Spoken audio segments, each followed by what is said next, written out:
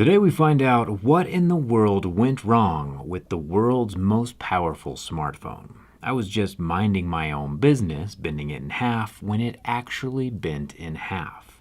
To be fair, most phones I try to bend do not break. This ROG 6 Pro is an anomaly, and today we investigate to find out why. Speaking of investigations, huge thanks to KiwiCo for sponsoring this video. My whole life I've been taking things apart and sometimes putting them back together again. Sometimes constructive and sometimes destructive. I do know though that little Jerry would have been enthralled with KiwiCo growing up. KiwiCo has been around for the last 11 years, helping inspire kids to see themselves as makers and exposing kids to concepts in STEAM. Science, technology, engineering, art, and math. All through super fun monthly hands-on projects, designed by experts and the same things you've seen me build on my channel throughout the year. With the holidays coming up, if you want to surprise a child or teenager in your life with these creative monthly crates, I'll leave a link down in the description for 50% off your first month and free shipping within the United States. KiwiCo.com/JerryRig. Everything you need comes in these boxes. There are a lot to choose from and most of them are under 20 bucks. KiwiCo puts the fun in fundamentals of the universe. If you want to try them out and support the channel, link is down in the description, KiwiCo.com/JerryRig. Now I think it's time we get back to our autopsy. Let's get started.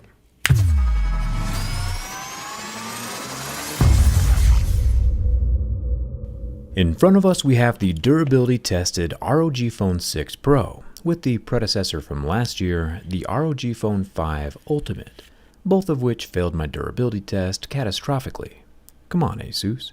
Getting inside the ROG 6 Pro should be a bit easier than usual, since now we don't have to worry about cracking the back glass. I can't imagine it getting any worse than it is right now. Cracks can only get so small. The whole thing is just an intricate spider web of finger-splinting chaos. There is some adhesive holding the laminated glass to the phone, nothing super strong. The ROG 6 Pro is only IPX4, so definitely not watertight.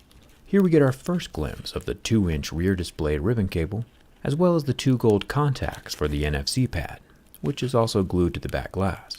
No wireless charging on this one. There is, however, a strange white sticker, which gives us a direct pathway to the back side of the glass. Kind of interesting. We'll look into this more in a second. We also have the only undamaged portion back here, which is the camera lenses. Moving over to the phone, we can see it's divided into 5 internal sections, the middle of which is the motherboard, and also right where our unit snapped in half.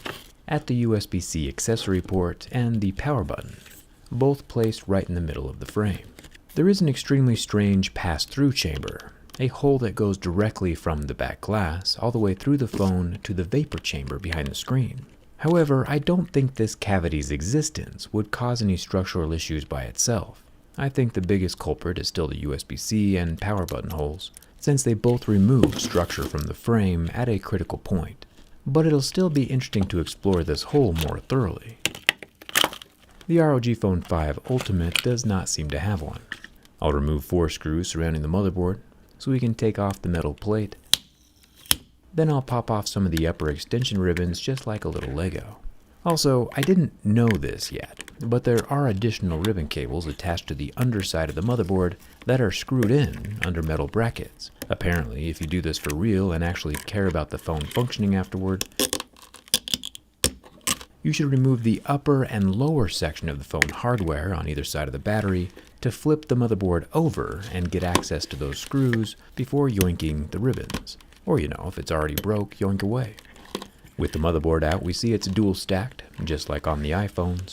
We also get our first look at the 3,300 milligrams of vibrantly blue thermal paste that Asus is calling boron nitride, an aerospace-grade thermal compound. Kinda cool. It was probably doing a really good job before the accident. I'll remove 6 more Phillips head screws along the bottom section of the phone, along with popping out the blue SIM card tray. Kinda cool to see this blue theme going on. Thumbs up for that. The bottom plastic also contains the X-axis vibrator motor, and with that plastic gone, the rat's nest of wire starts to come loose, but it's still stuck under the lower loudspeaker. After another screw is removed, the lower loudspeaker is free from the phone, and while it does have the waterproofing mesh over the opening, it does not have any internal foam balls. There's one more screw holding down the lower USB-C port. And after that's gone, our complex conglomerate of ribbons is free from the phone. Reminds me of the old HTC days. May they RIP. HTC phones were some of the most difficult to take apart because of the ribbons. Nobody should ever go full HTC. There's no rubber ring around the USB-C port. I also think there are too many letters in this video. The battery setup inside the ROG, see what I mean, is pretty interesting. We already knew there were 2 of them, but 2 batteries in a phone is pretty normal these days. iPhones have 2 cells, OnePlus phones have 2, and electric vehicles have thousands. But this time the cells are detached, spaced out and connected with a permanent ribbon, so one battery cannot be removed without the other. This means the 4 screws at the top plastics need to come out next. The top plastics do contain the upper loudspeaker, which this time around does have the foam balls inside. There are 2 more screws over on the left by the larger camera. But before those come out though, let's get rid of the batteries. The batteries are very strongly stuck in place with adhesive. There are no magical pull tabs. But unlike Samsung, these are still within pryable territory, ideally with a plastic pry tool. The split cells give us a typical capacity of 3000 mAh each, for a total of 6000. Pretty cool that it can charge at 65 watts, with the only slight downside of it also snapping in half. But like with any video game, you win some and you lose some. It's always fun to see things up close and personal from the inside though. Moving back up to the top to remove the cameras, we have the itty bitty 5 megapixel macro camera, which does not have OIS. The other 2 are mounted together inside the same housing. We have the main 50 megapixel camera on the left, and the 13 megapixel ultra-wide camera on the right, both of which have smaller footprints than we would normally see in a flagship, and surprisingly, neither of them have any optical image stabilization. We haven't had a phone without OIS in years, and especially not on a flagship that cost $1,300. I'm almost more disappointed by the lack of OIS than I am it snapping in half. Let's go deeper. It looks like the copper vapor chamber is pretty massive. And just like on OnePlus, ASUS has sandwiched their chamber between the frame and the screen. Lucky for us though, our screen is already mostly removed. Pulling it the rest of the way from the body reveals a few things. First, that the strongest thing on this whole phone is the Victus glass on the front. It remains intact, while even the AMOLED panel underneath it is cracked. Nice work, Corning. We can also see the optical fingerprint reader near the bottom of the screen. This lets light through to the fingerprint scanner. There is no lens on the scanner itself, just a sensor. And historically, in my own experience, that type of sensor-only arrangement, without a lens, doesn't tend to scan very well, and might be why it didn't read my finger good. Let's take out that vapor chamber. There's quite a bit of silverish graphite tape below the screen, probably to help spread the heat from the vapor chamber uniformly across the display area, so heat can escape out the front of the phone without it being concentrated too much in one spot.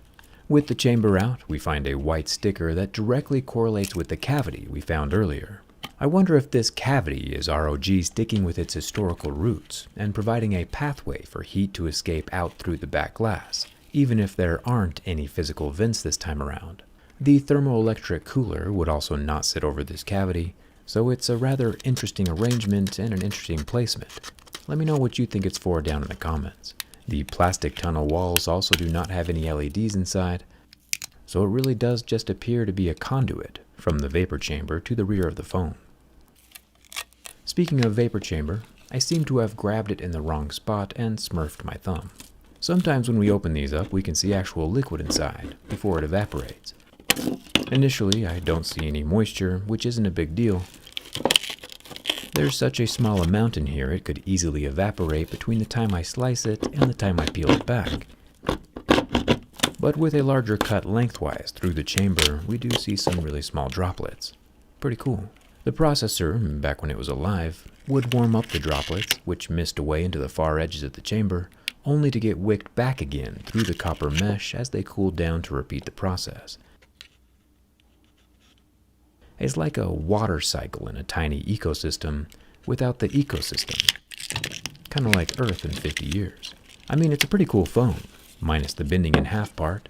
The structural issues, of course, can be remedied with a case and by being nice to it, but the lack of optical image stabilization, though, makes me kinda sad. Our buddy Boron says hit the subscribe button if you haven't already. Come hang out with me on Instagram if you're bored, and thanks a ton for watching. I'll see you around.